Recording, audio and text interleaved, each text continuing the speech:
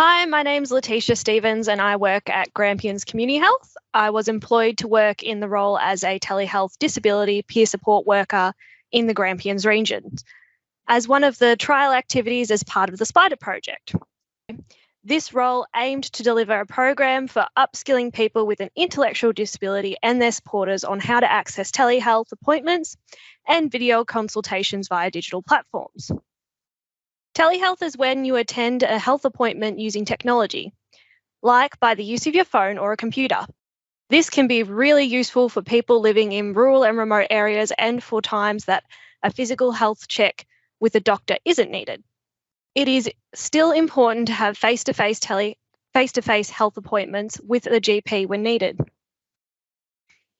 By building a person with a lived experience of an intellectual disability's capacity and confidence in using telehealth appointments, this is not only providing a greater accessibility, but it will also support a person's self-determination to manage their own health and well-being to the best of their abilities.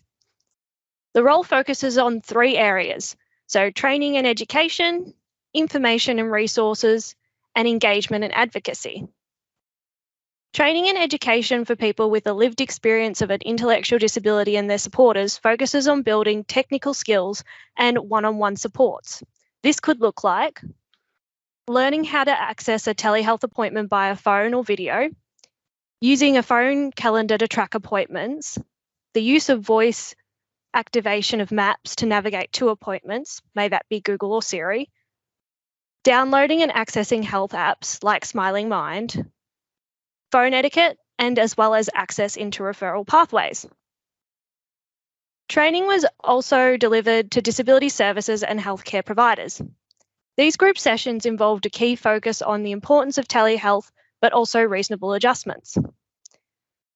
The promotion of telehealth was, or is, an effective and efficient way to communicate amongst patients, supporters, and health professionals, offers access to a wide range of health services, supports inclusive of medical, mental health, and allied health services that otherwise might not be accessible due to location or other factors. However, we also acknowledge that telehealth does not necessarily replace face-to-face appointments.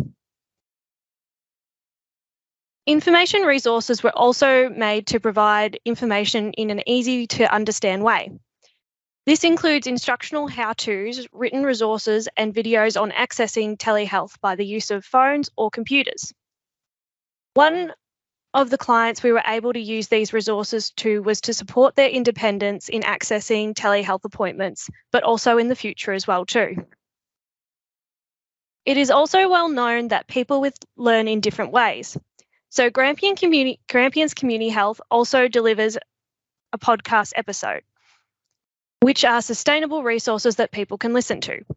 Some of these topics in the podcasts are disability, peer support and telehealth, disability pride, Valid, a peer advocacy organisation in the Wimmera, GP management plans, and other allied health roles like exercise physiologists, dietitians, and occupational therapists.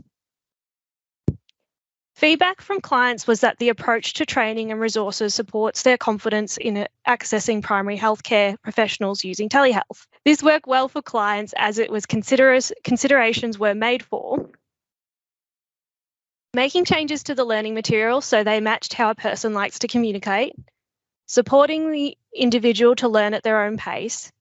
We were inclusive of those without a formal diagnosis, and we were able to collaborate with services across the Wimmera region. This could be a private psychologist or a public hospital. The strengths of the peer support worker brings together people with shared experiences to support one another so they feel accepted, understood, and equally as important. This work aligns with Article 9, Accessibility of the United Nations Convention on the Rights of Persons with a Disability, which says persons with disabilities have the right to access medical facilities and emergency services on an equal basis to others in the community. And it's really important to highlight that inclusion is everybody's responsibility. Thanks for listening.